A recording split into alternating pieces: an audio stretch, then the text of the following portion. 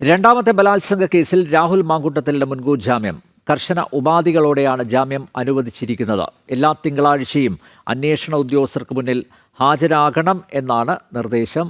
Thiruvananthapuram additional principal sessions കോടതിയുടേതാണ് നടപടി. കോൺഗ്രസ് നേതാവും എംഎൽഎയുമായ രാഹുൽ മാങ്കൂട്ടത്തിന് രണ്ടാമത്തെ ബലാത്സംഗ കേസിൽ കർശന ഉപാധികളോടെയാണ് തിരുവനന്തപുരം അഡീഷണൽ പ്രിൻസിപ്പൽ സെഷൻസ് കോടതി മുൻകൂർ ജാമ്യം അനുവദിച്ചത്. അന്വേഷണത്തോട് സഹകരിക്കണമെന്നും എല്ലാ തിങ്കളാഴ്ചയും അന്വേഷണ ഉദ്യോഗസ്ഥർക്ക് മുന്നിൽ ഹാജരാകണമെന്നും സാക്ഷികളെ സ്വാധീനിക്കരുതെന്നും തെളിവുകൾ നശിപ്പിക്കരുതെന്നുമുള്ള കർശന ഉപാധികളാണ് ജാമ്യം അനുവദിച്ചുകൊണ്ട് കോടതി ഉത്തരവായിരിക്കുന്നത്. കഴിഞ്ഞ ദിവസം പരിഗണിച്ച ഹർജിയിൽ വാദം പൂർത്തിയാക്കിയിരുന്നുവെങ്കിലും വിധി പറയുവാൻ ഇന്നത്തേക്ക് മാറ്റുകയായിരുന്നു. ക്രൂര ബലാത്സംഗത്തിന് ഇരയായെന്ന യുവതിയുടെ മൊഴിയടക്കമുള്ള പോലീസിന്റെ റിപ്പോർട്ട് പ്രോസിക്യൂഷൻ കോടതിയിൽ സമർപ്പിച്ചു. രാഹുലിനെതിരായി ആദ്യം രജിസ്റ്റർ ചെയ്ത കേസിൽ അറസ്റ്റ് ഹൈക്കോടതി തടഞ്ഞിരുന്നു. കഴിഞ്ഞ 14 ദിവസമായി രാഹുൽ ഒളിവിലാണ്. ബംഗളൂരു സ്വദേശിയായ 23-കാരിയെ വിവാഹ വാഗ്ദാനം നൽകി ക്രൂരമായി പീഡിപ്പിച്ചു എന്നാണ് കേസ്. ജനം, തിരുവനന്തപുരം.